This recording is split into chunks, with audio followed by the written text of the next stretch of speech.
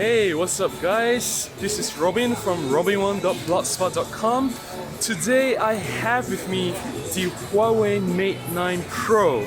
So what's gonna happen is that you're gonna be with me, you're gonna see through the camera of this Huawei Mate 9 Pro as I do my shutter therapy session in this beautiful Petaling Street in Kuala Lumpur. So let's get right into it. I'm going to try to do some panning shot. So I'm going to go to Pro mode and I will slow down the shutter speed to 1/15 of a second. And we will wait for a subject to pop by.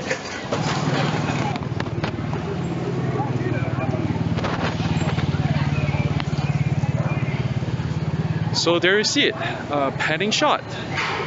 It's not too bad. The main subject is clear, while the background you can see the motion blur, and this was captured with the Pro mode. Here in front of me I have chestnuts being roasted. This is another perfect place to test out the slow shutter speed of the Pro mode. So I'm gonna go really near and I'm just gonna tap the shutter button here.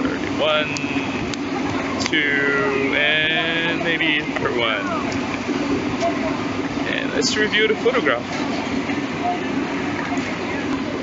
Rotate and you can see that the blur is being captured because of the slow shutter speed, but the parts where there's non-movement, especially at the corner here, is still really sharp. So there you go, you can use slow shutter speed to add creativity to your shots. One of the features of the camera that I really like is the wide aperture mode. So without the wide aperture mode, the photograph just looks ordinary and really flat. Once I enable the wide aperture mode, and let's get closer to it, so a little bit of zoom. Make sure the focus is right. Let's get a bit nearer. The image just comes out so different. Still processing, and the best part is I can reassign the location of the wide aperture mode and add even more blur if I need. I can save this as a new file, which is pretty cool.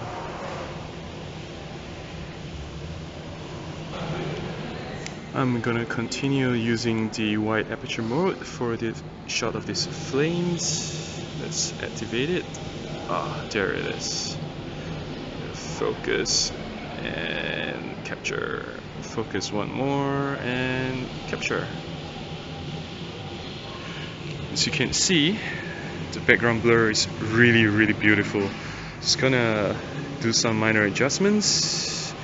Want this to be in focus, maybe at f5.6. Gonna save that.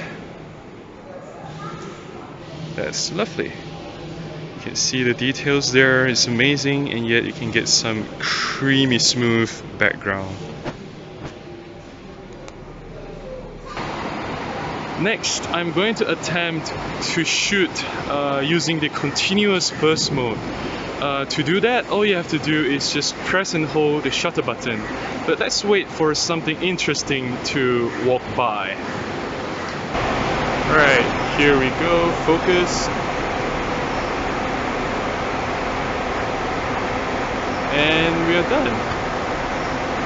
Okay, let's try another one. Reviewing the photograph, you can actually choose to select which one of the many shots that you have taken, pressing the icon here. And I wanted the man to be right in the middle of the box, so it's either this one of these three. So I'll select say 1, 2, and 3. No, that's too far away. And I'll save that, and once I've selected all these photographs, all the other shots will be discarded. So there you go.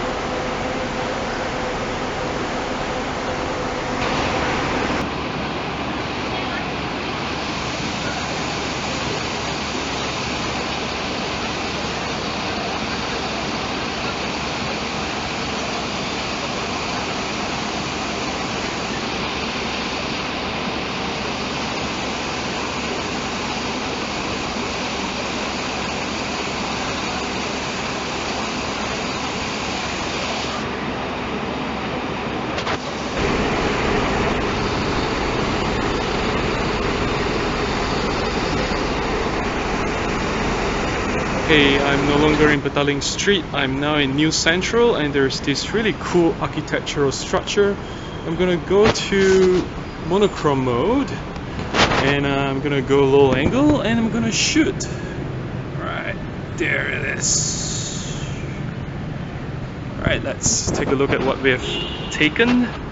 Again, there's a series of burst images that I can choose which one I want to keep. So let's go through a series of 48 images, which is really intense. Nope. I want somehow her legs being stretched, so I'm gonna keep this one. And maybe it's another one moving towards the corner. Yeah, maybe this one. Yeah. Alright, I'll save these images. And that's it.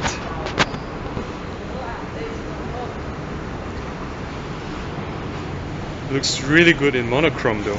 Hey, so let's stop for a short coffee break. I have in front of me a cup of flat white.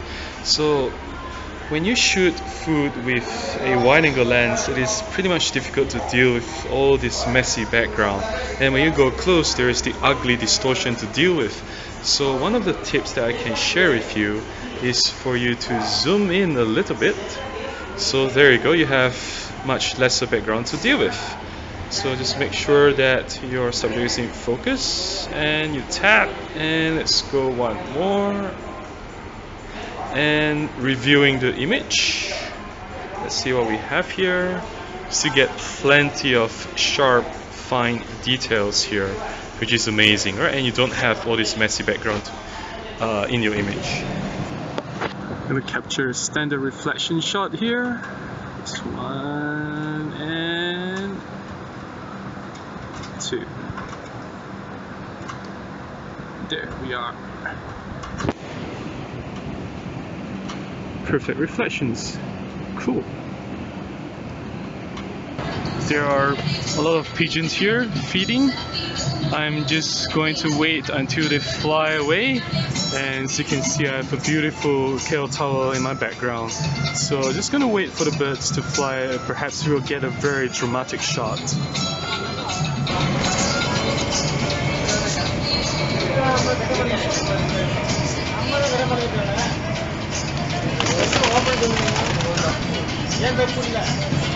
Let's see what we have here. I'm gonna choose this. That's a dramatic one. It's not too bad. Yeah, pretty much I'll save that. Those 5 photographs.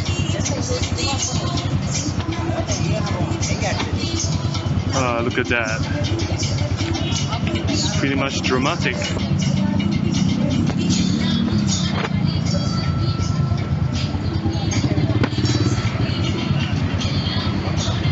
Hey, now that we have taken some photographs, let's edit them in Snapseed. I really love Snapseed. It is free. You can download it for your iOS devices or Android. So I'm going to open some of the files that I have. Let's go to the recent images. Alright, that's the photograph of the chestnut. Usually the first thing that I do will be to ensure that the exposure is right. So I'm going to tone down the brightness. I'm going to increase the contrast. I always like to boost my contrast a lot in my images. I'll increase a little bit of saturation for the pop of color. Increase the ambience. And decrease the highlight to protect the area where there's a little bit of blown out there. And increase a little bit of shadows, and that's it. I'm going to apply the changes. I'm going to tap to see the difference. That's before the edit, and that's after. I'm going to save this one. Just some minor tweaks. The photographs is saved. Alright, that's pretty amazing there. Alright, next I'm going to go to the bird photograph, the dramatic one that we had earlier. That's the one. Right. So Considering that I could not predict the movement of the birds, there is plenty of empty space at the top and on the right. So first I'm going to crop for a tighter perspective. I usually like to maintain my aspect ratio, right? Just gonna crop it down so that we can get much closer to our main subjects and the eyes will be drawn directly to them. Alright, one of the features that I really love about the Snapseed that I like to use is the drama filter. Alright, the drama actually is sort of like a pseudo HDR processing, which can be a little bit too much. So normally I would tone down the filter just by a little bit. Don't decrease the saturation, I'll still maintain the saturation, maybe add a little bit. I'll add just there. That's done. I also will always again correct the exposure settings. Now increase back a little bit of brightness, increase my contrast settings, right, a little bit of saturation, ambience, decrease the highlights again, and increase a little bit of shadows, and that's it. So if you compare before the edit and after the edit, right? So of course I'm gonna save the image. Next one, the dramatic black and white at the new central architectural bridge image. Alright, for black and white I really like my image to have a lot of contrast, so that's why I'm going to boost first. I'm going to tune image, going to increase a little bit of brightness, and just slide the contrast all the way. Alright, then saturation doesn't play a part since it's black and white. Increase a little bit of ambience, decrease the highlights to preserve it from being blown out. I'll probably increase a little bit of shadows, and it looks about right. Just a bit more contrast, and there you go. Let's compare before and after. You can see the blacks are a lot deeper and the image is a lot punchier. See the difference again? This before and after. Alright, the last one that I want to look into here in this video would be the reflection image. There it is. I love reflections. So first I'm gonna do a little bit of cropping because we do have empty space. Again, I'll maintain the aspect ratio. So I'll crop the image so that it's a little bit tighter, but not too much. Alright, there it is. Then since it's a little bit tilted, I'm gonna correct the rotation. Oh, it's automatically adjusted. Amazing. Right, so that's done. And again, I would like to use the drama filter to add drama, of course. I don't know why they always like to decrease the saturation. I'll just bring it back to 0. And I don't always apply so much of the post-processing effects, so I'll just tone down a little bit. That's looking just about right. And again, going back to the exposure settings, increase the brightness, boost the contrast, add a little bit of saturation, ambience, preserve the highlights, alright, increase the shadows, and that's it. Maybe a little bit more brightness and more contrast, and we are good to go. Alright, compare to the original image, and there it is. Alright, so I'm gonna save this. Alright, we are done here. Yay! Hey, that's all the time that we have for today. I sure hope you have enjoyed the video and have learned a thing or two about street photography. I have enjoyed myself using the Huawei Mate 9 Pro. So do check out my full blog review of the camera on the Huawei Mate 9 Pro. Check out on the links below. I sure hope I can do more videos like this in the future. Do let me know if you what you like to see. And I'll see you in the next video. Cheers!